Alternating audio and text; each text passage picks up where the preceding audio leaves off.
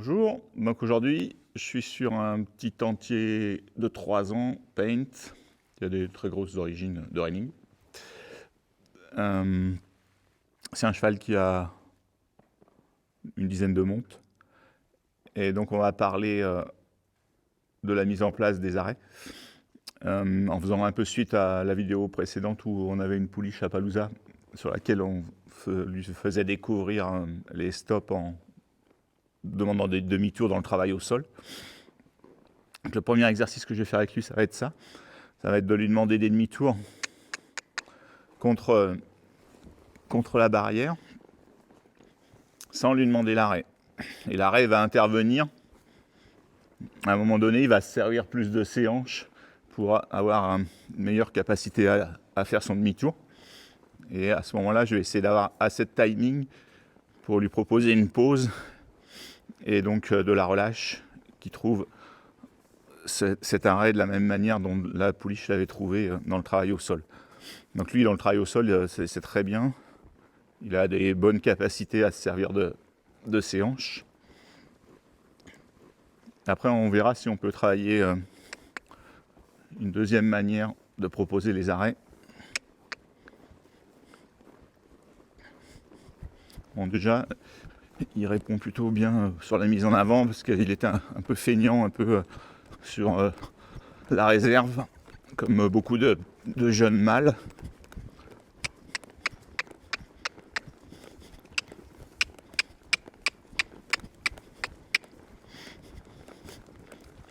Donc je vais me servir de ma reine côté mur, proposer un demi-tour. Ah, il trouve l'arrêt. Il s'est servi de ses hanches et il a commencé à penser au demi-tour et il a trouvé que c'était beaucoup plus efficace de se servir de ses fesses plutôt que de tourner sur une sorte de demi-volte. Donc là, j'ai immédiatement lâché ma reine et je lui ai proposé de se reposer. Ça va être le... Il faut absolument penser à la motivation qu'on peut offrir au cheval et la motivation qui va le pousser à s'arrêter. Ça va être le fait de lui proposer un arrêt derrière, un temps de repos, où il va pouvoir se relaxer, respirer.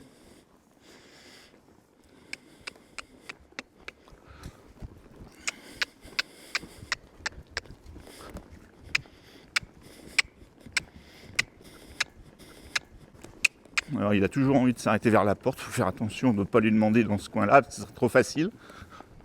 Bien, superbe. Donc là, maintenant, du fait que j'ai cette connexion avec ma reine, et au départ je voulais simplement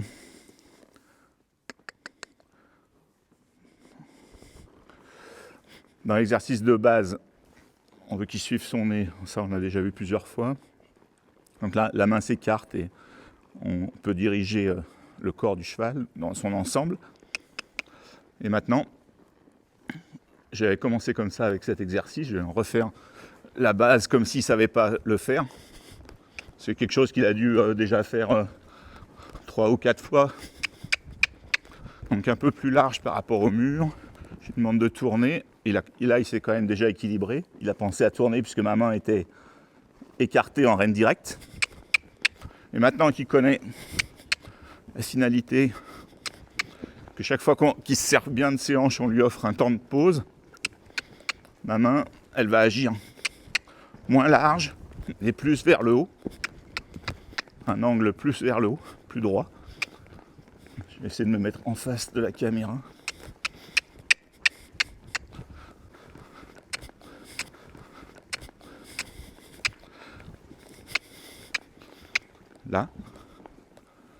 Là, je me suis plus servi de la barrière maintenant, du fait que j'ai cette connexion avec mon postérieur gauche.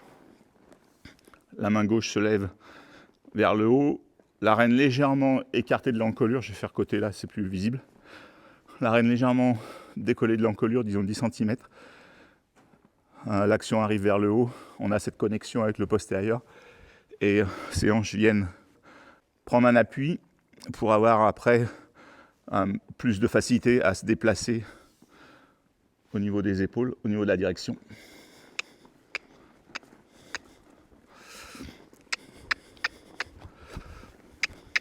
On va essayer de le faire à l'intérieur du... de diriger et lui proposer à l'intérieur. Ouais, très bien. Un peu moins franc puisqu'il n'y avait pas l'aide de la barrière. Donc il était moins concentré sur ça. Mais quand même, il a vraiment freiné. Et il s'est arrêté assez rapidement, simplement avec une main vers le haut. J'ai très très peu de contact dans ma renne.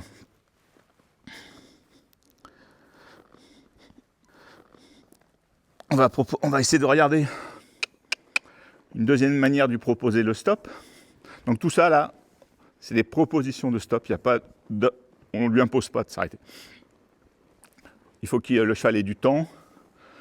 Et plus il va savoir qu'il a du temps pour s'organiser et pour s'effectuer, le plus il va être confiant et relax dans son arrêt, dans toutes les manœuvres qu'on va pouvoir lui demander. Et on aura beaucoup plus de qualité tout de suite, de par sa disposition physique qui sera plus relaxe, et aussi mentalement, puisque ça vient plus de lui, il n'y a pas d'imposition, il sait qu'il a du temps. Donc, on va voir si on peut...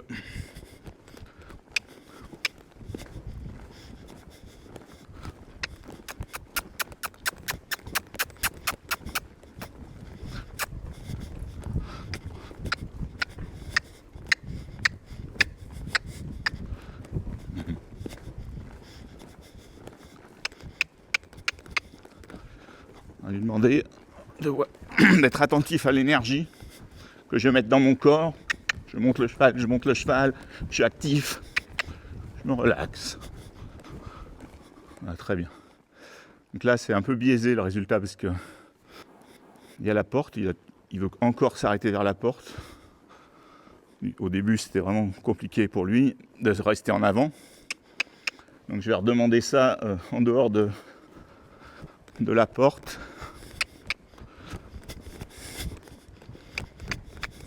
Je le monte, je suis actif, je me relaxe. On va voir s'il est attentif à l'énergie que je vais mettre ou pas.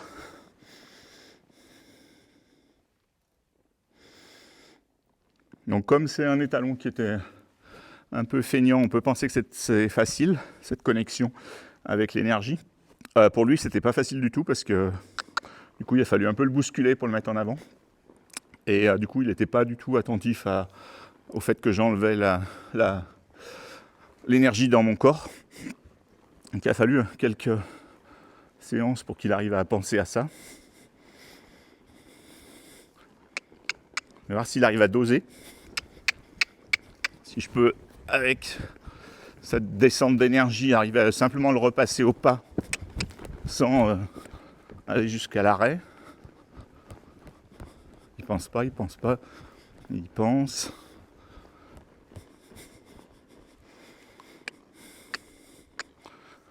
Mais c'était beaucoup moins flagrant. Je suis un peu dans le même situation que j'avais au début quand je commençais à travailler avec lui.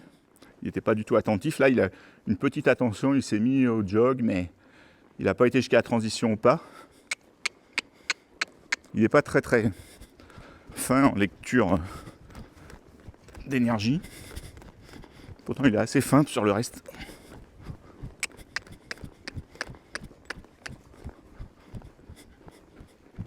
Mieux.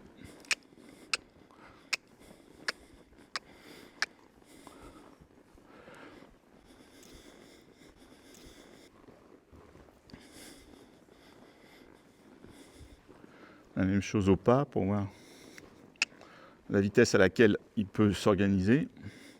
Bien. Donc, mon énergie descend. Mes épaules descendent dans mes hanches descendent dans mes talons.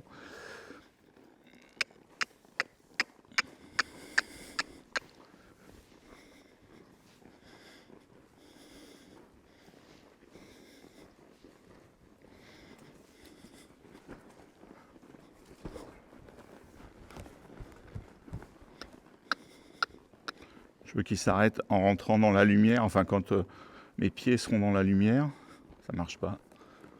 J'ai pas eu le résultat escompté, il a mis du temps à faire attention.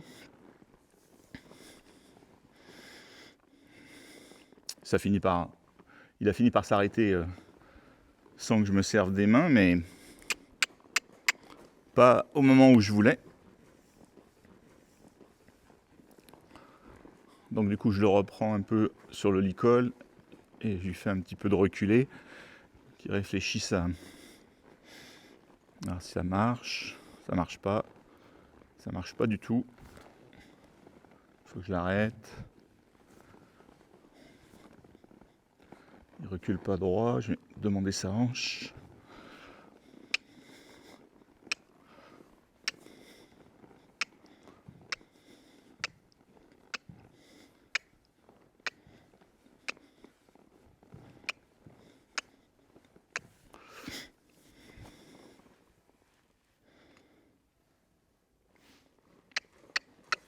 Donc le fait qu'il ne soit pas attentif, là, ça lui génère plus de travail.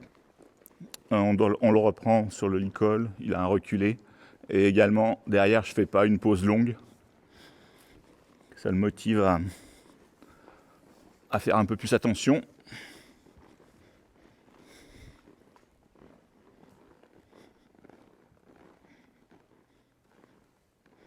Voilà, quand on est dans le vide, tout à l'heure, les demandes qui étaient sans précision par rapport à un endroit, ça paraissait efficace. Dès qu'on met un peu de précision, on peut faire ça avec un marqueur, une barre au sol ou n'importe quoi. On voit tout de suite que finalement, on n'est pas si efficace que ça et qu'il va falloir travailler pour être plus précis. Alors il y pense déjà parce que maintenant je fais toujours dans la même zone. Alors, par contre, il ne le fait pas dans la lumière. Je pense qu'il est un peu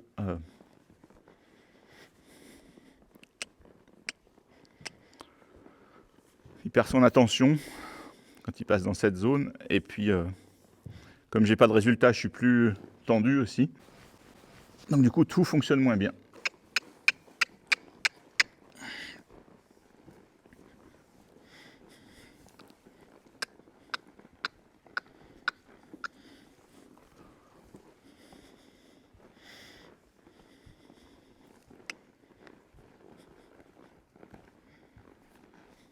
Alors, il a vraiment envie de s'arrêter avant, des deux côtés d'ailleurs, mais pas du tout dans la zone.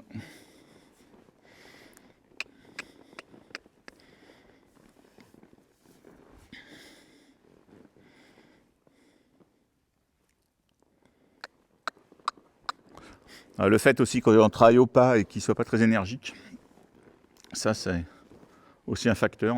Ça serait plus facile si j'étais au trot, avec plus d'énergie.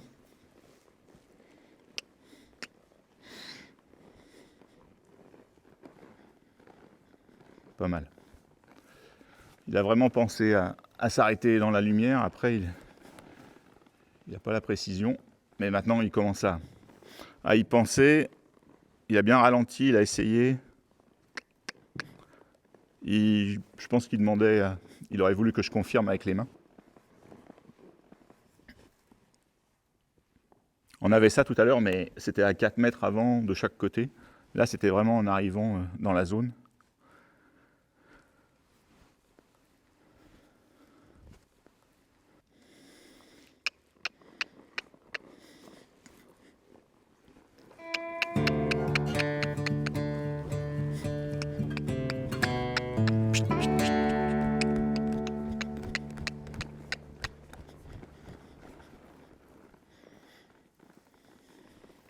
Donc du coup, au trot, tout de suite, c'est plus facile, on a plus d'énergie.